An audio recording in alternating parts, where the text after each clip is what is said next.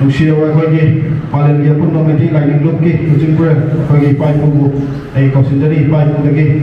ꯑꯩꯈꯣꯏꯒꯤ ꯃꯔꯨꯞ ꯌꯥꯝꯅ ꯏꯝꯄꯣꯔꯇꯦꯟ ꯑꯣꯏꯕ ꯄꯥꯎꯇꯥꯛ ꯀꯌꯥ ꯇꯥꯃꯤꯟꯅꯁꯤ ꯍꯥꯏꯅ ꯃꯌꯥꯝꯗ ꯍꯥꯏꯖꯔꯤ ꯏꯄꯥ ꯏꯄꯨ ꯂꯥꯛ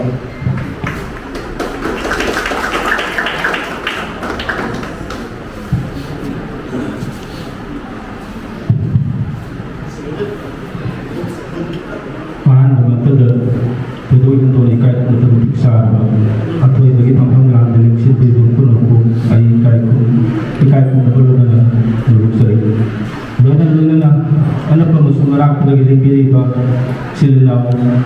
Pai pun maksud ina para maksud dulu dan tujuan ikai pun maksud masih yang mengenai itu dengan kata pun wakal yang sapuk sebab sebab wakal musuh yang mengenai itu sebab itu ingkar iba sing sila nasi koi pun sila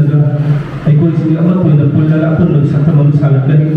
koi ipai pun sing koi iba tangan yang jentu mati pun pudung atau pun dah dari aina sila bina wala bina tawaisa anda tagal sali Sedai hajan ini beri luk Allah orang Islam sansala nasi lagi bahasa sing sanda yang ini seru beri bah Secretary President yang kami singgi betul. Agak payah dan kathok kemudian kalau kita betul bani. Adu Presiden itu Secretary itu sing betul. Hai kita ini kan ada mayang sisi kontrol tahu badi nak jadi ngamun. Leader tu yang hai rumah mama sana. Hai kau itu nak singsi kau itu kan tuan badi kau kau itu mayang lagi atuan bak bani. Hai siapa nak bagi binai kau kan nak badi. Mama pun kalau nak dia. Ay pun naman sinsigin nila ini mayang ang kapakpon ni mayang sa mga sa tuwing kawan na tuwing ay sagi ko sa bati na asin ba mo may sagi wala magkado ng mayang ng katupang ng mga ita sinat na din ay ko pun sa tuwang sa tuwang mo hawtik na iba lupa madagi ani o katungan ng kayo na rin siya Nasing bersih sudah masari mixer pam berdagi, wajanan pam berdagi, kalat mewah berdagi, pulai ibu ngerti. Aduh, ayah hajar isi, kuna makteri komasih. Isari habedo, una mak thado pil kathok piraga, miyak ke habedo man tharaga, thado to piraga. Aduh, jadi apun ma, ikut isi sepunjan nasujan nanggali. Aduh, nasigi. Hawal iban na sing silinaw sing sina pamoy sing natagap to bira kani harbi ay tasa rusot ang tali tawsusod na tawag kani kanday aduga masidaya ay ko na kwai dagi na maru ay si kani mga taksi kasi kanga pawalong kanga masina hanamang tharagali kaya may pun mga ani sulusupon kaya taksi kasi ay kaya tangadagay ay yung dami tamang patay Ipa ada imada yang ada inau kalau siapa isenda kayu lekai ikan diwangan sana ngana ikara melakukan salah dengan kayu tambah luput kali masih anak pun nak kami betul. Ibung lagi panak pun mengelangan pun apa masa sentuh namun pula ada apa itu. Belum maksud sih ay kami kerjaan sinsa apa nama itu sinsa nisa sinsa pingin betul lagi tapi tanah aku sinsa nasihat naya betul natun dan apa betul dari ibu adu hai ya hai singa masih yang pun tapi betul kan adu mana nasihat lagi itu baik pun kita pun dari sinsa pun hajar ini aham betul itu yang loan siang baik sih mengang betul di isagi loan sih isagi loan tu baik sih mengang tu kan terjadi ayi bari ni pun tiup pangwa isagi loan yang baik sih nakang nuhana musuh isagi sana nakang loan ayi ngai so masih yang pun nakang nuhana itu madu sakro hai mana tiup ma kanjeng bari matau kan kang bari ati madu kang bari kenji pun musuh nomor aduna ayi horo kang barai dino aduga ay sekarang di masa ay yang sarai kan betul aduga di matunda ikui isari nala yang karino cat kan beti matuta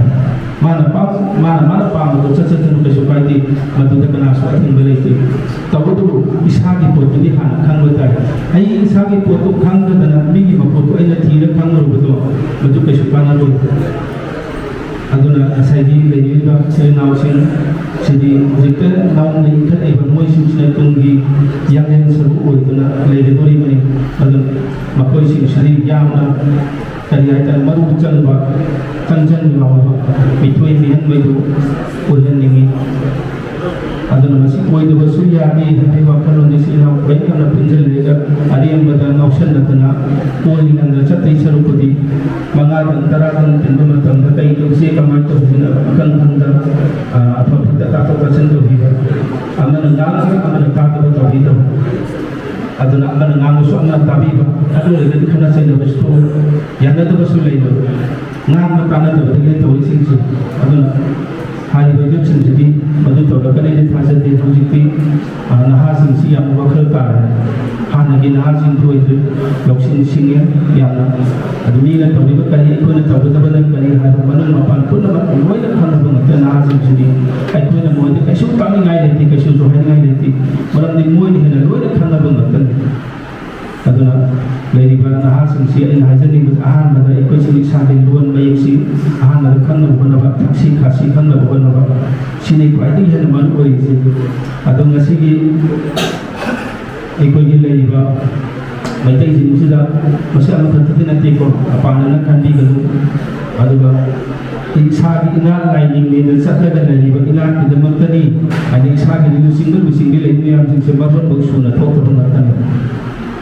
mama sahaja luang dok banyak sih sunnah ngang dong nanti minor yang berarti ngang dong itu pengertian minor yang berarti ngang bah itu ya ada berapa sini minor yang ada English kan jadi kerja jadi akan yang hisab itu tu topi tu isah di luar terkenal banyak sih nanti tuang ngang betul minor ayat kan berarti isah tu kamai kamu tu itu isu tu kamai kamu tu itu ai ko khang da bai isa ka mai to ko na ba adu ai hana khang ma thok kai ai khang na ba tum ga ai isa ji isu sing du mo da mu si ni ta ti du ngam doi ni ai khang da ka mai ta ko ni adu ma du ma yang sing du kai da pa da ti ngasi di kai ho ja papa ma sa bok tin da bai ya da bu du kai ni kai di kai ya da tin da kun bai ya doi no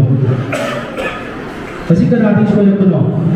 papa mama oi bai ko da so ni ko isa sing tai da to ma sa di sing dai da ni sing Semua itu adalah pemamau dan pemapau yang berdiri itu.